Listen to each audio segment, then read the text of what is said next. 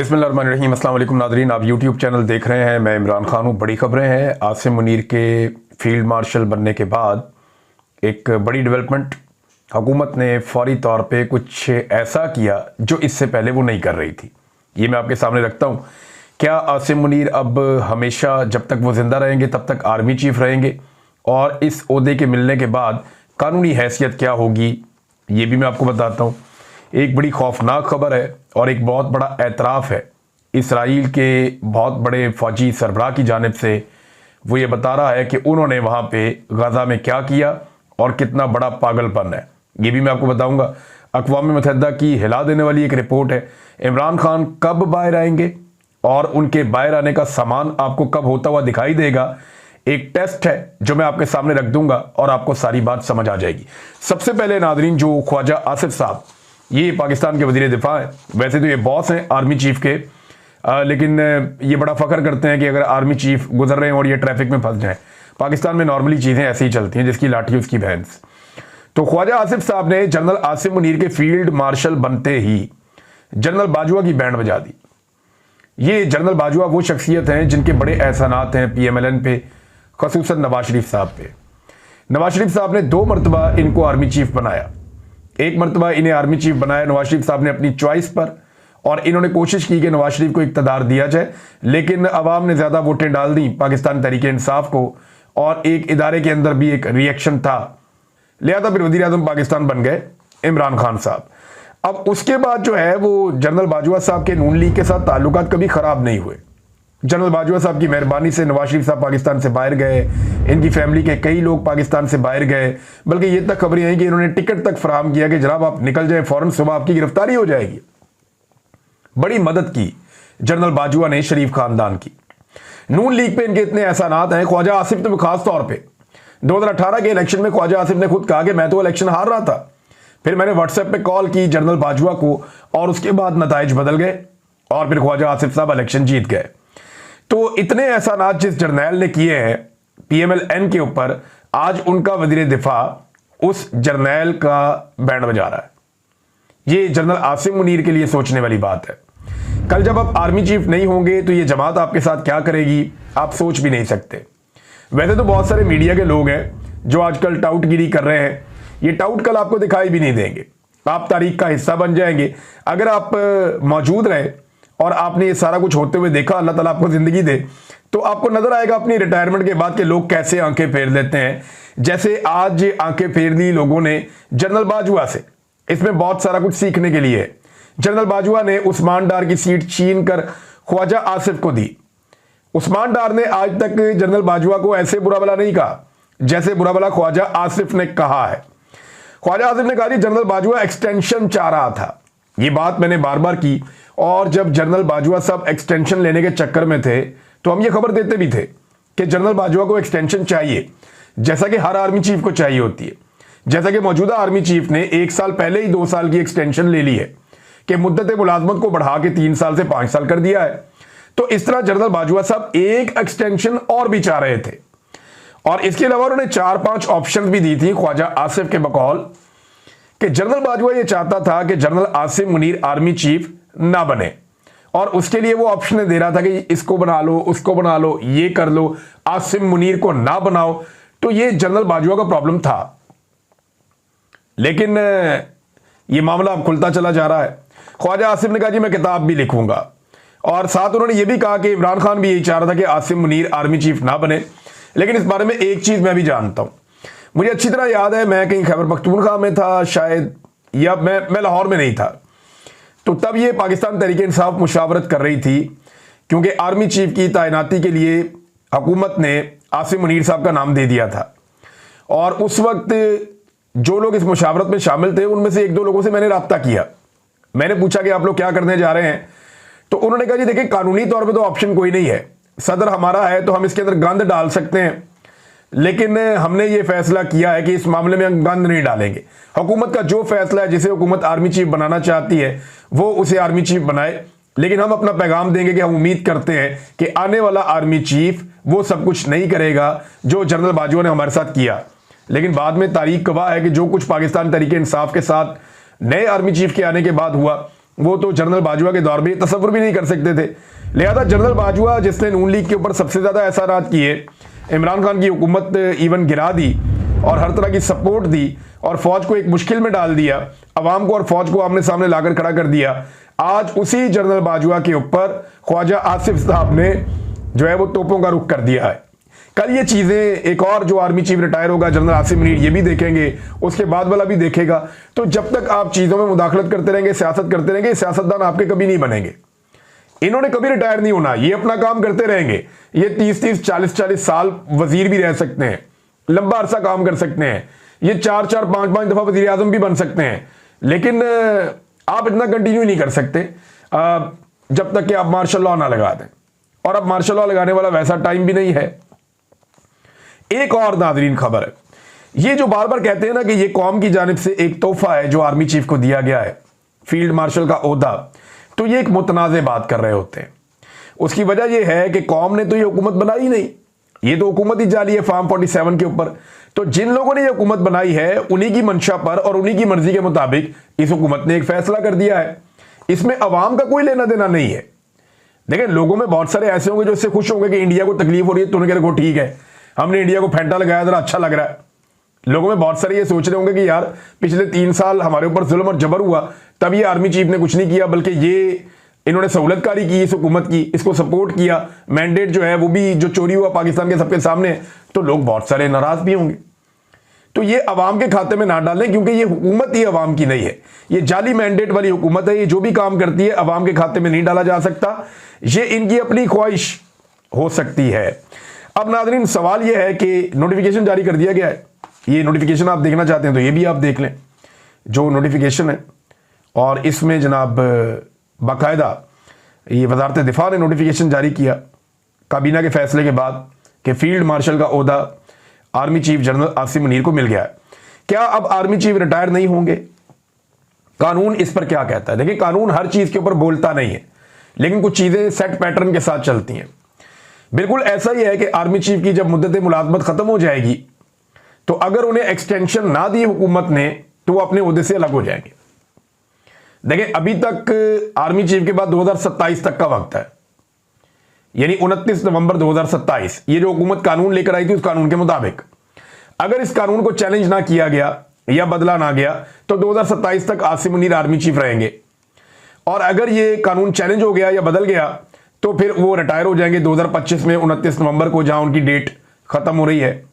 और अगर उन्हें एक्सटेंशन चाहिए होगी तो एक्सटेंशन भी वजीर आजम या वो जो सिस्टम है पूरा, वो एक्सटेंशन वहीं से हुकूमत ने देनी है उन्हें, आर्मी चीफ को।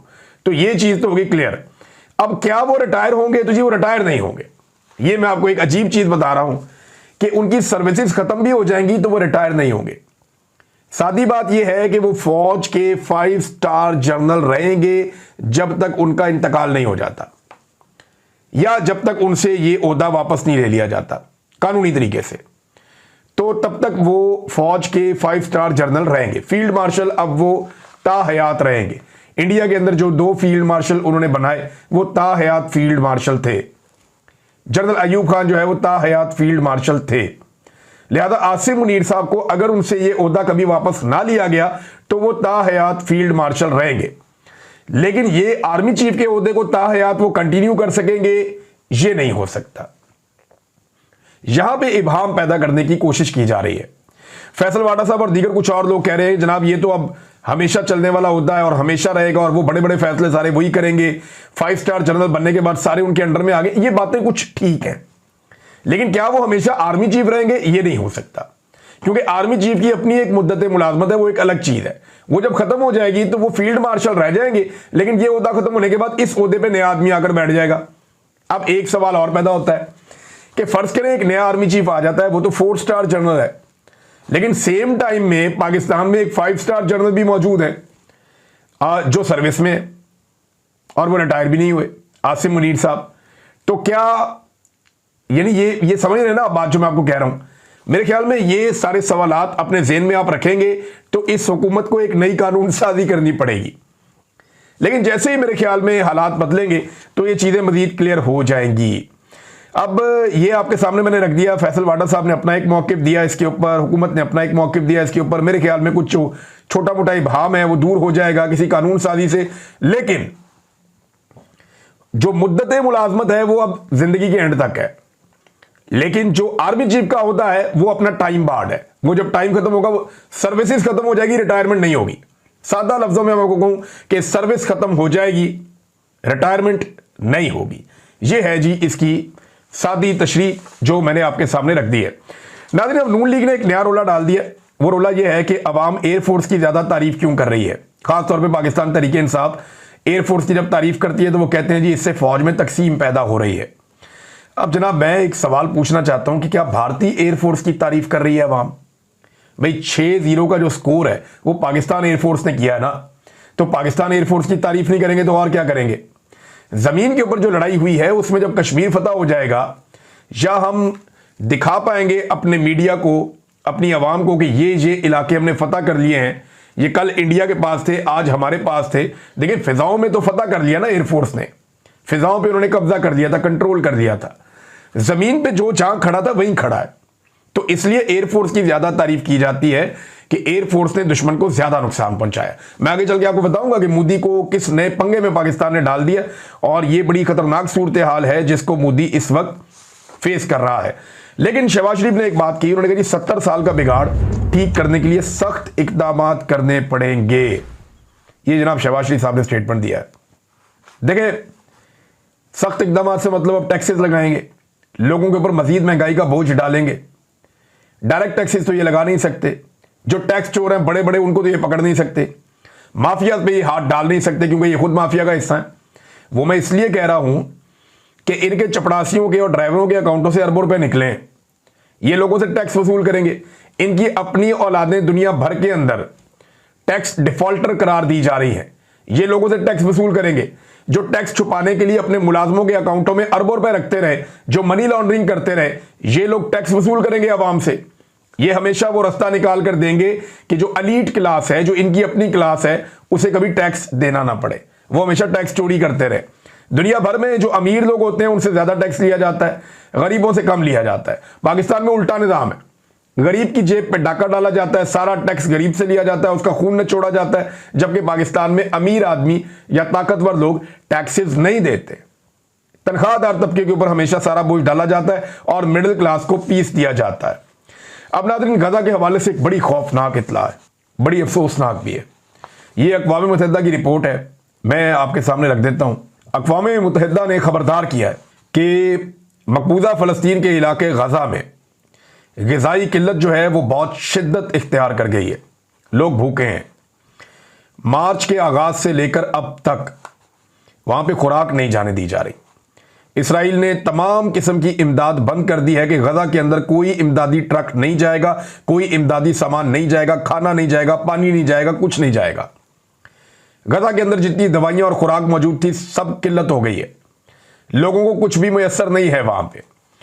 सूरत हाल ये है कि अगले 48 घंटों में अगर गजा में ग़िज़ा ना पहुंची, इमदाद ना पहुंची, तो अक़वाम मुत्तहिदा की रिपोर्ट के मुताबिक 14,000 बच्चे मर सकते हैं, 14,000 बच्चे शहीद हो सकते हैं।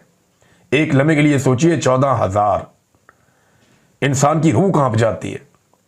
यह अक़वाम मुत्तहिदा की रिपोर्ट है, कोई अपने से मैं नहीं आपको बता रहा हूं। वो ये कहते हैं कि फौरी तौर पे इमदाद पहुंचनी चाहिए। अगर अगले 48 घंटों में इमदाद ना पहुंची तो 14,000 बच्चे शहीद हो सकते हैं। इसके ऊपर बरतानिया के जो वज़ीर आज़म है उन्होंने भी इसके ऊपर आवाज़ उठाई है, यूरोप ने भी इसके ऊपर बात की है, अरब ममालिक ने डोनाल्ड ट्रंप से भी बात की है, लेकिन उन्हें इमदाद नहीं जा रही।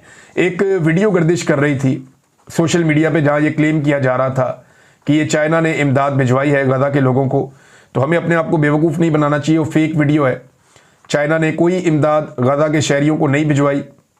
फ़लस्तीन में, गजा में वो विजुअल जो हैं वो मार्च 2024 के विजुअल्स हैं, जब अमेरिका ने गजा के शुमाली हिस्से में एयर ड्रॉप की थी इमदाद।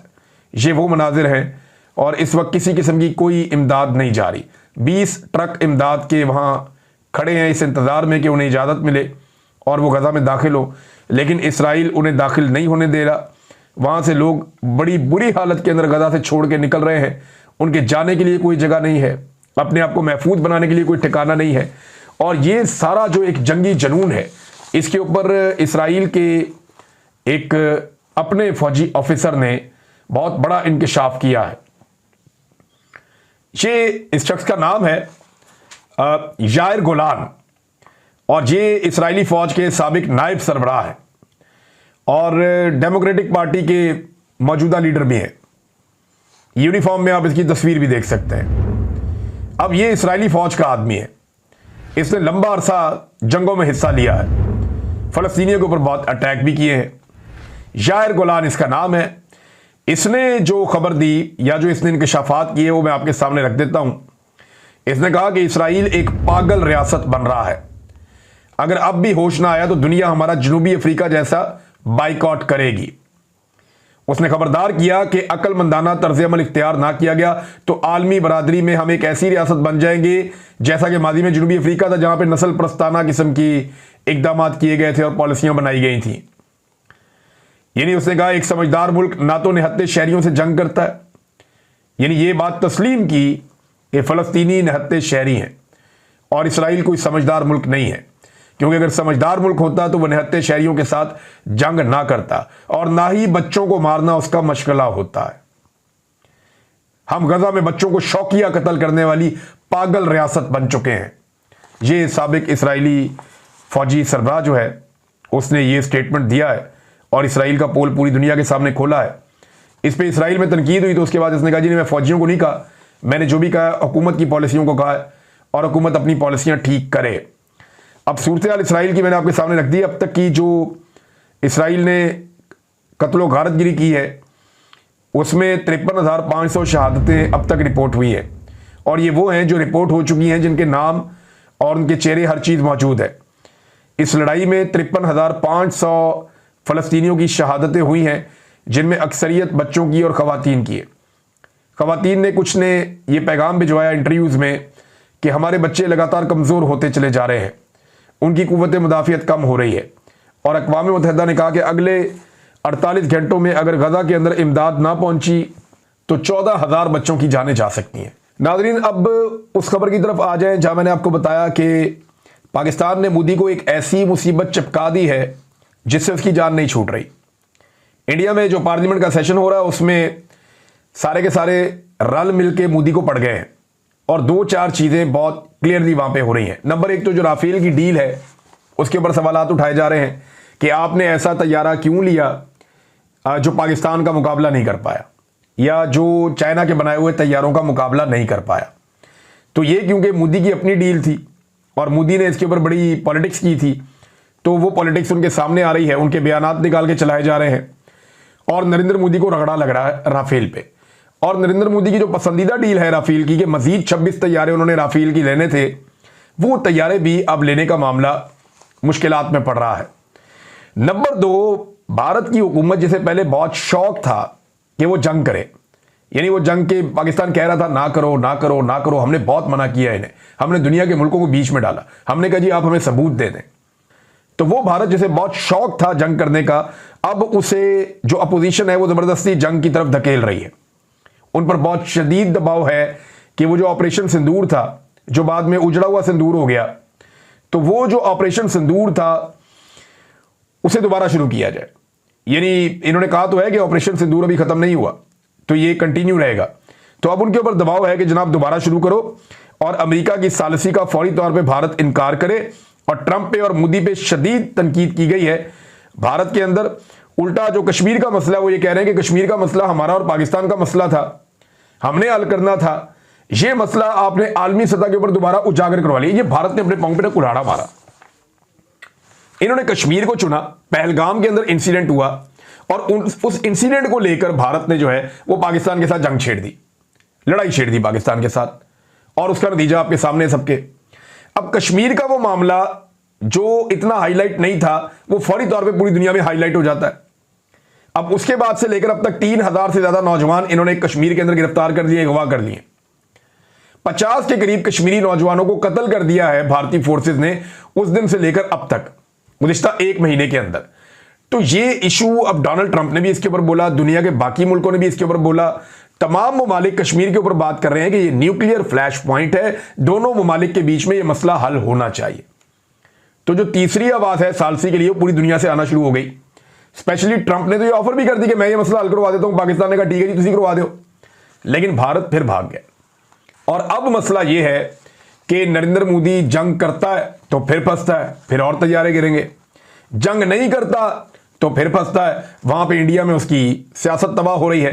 तो अब मोदी को रेस्क्यू कैसे किया जाएगा और कौन करेगा, ये हम देख लेंगे। एक बड़ा सवाल जो सब पूछते हैं कि इमरान खान साहब अब बाहर आने वाले हैं। कुछ लोग कहते हैं डील हो रही है, कुछ लोग कहते हैं कि ईद से पहले बाहर आ जाएंगे, कुछ लोग कहते हैं देखिए जितना बंदोबस्त किया गया इमरान खान साहब को जेल में रखने के लिए, मुझे नहीं लगता कि इतने आराम से इमरान खान साहब को जेल से बाहर आने देंगे।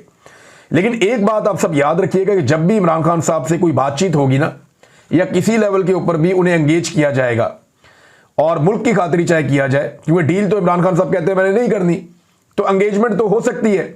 तो अगर इमरान खान साहब को एंगेज किया गया ना, तो इसकी जो बड़ी अलामत होगी वो ये होगी कि बुशरा बीबी बाहर आ जाएगी और यास्मीन राशिद भी बाहर आ जाएगी।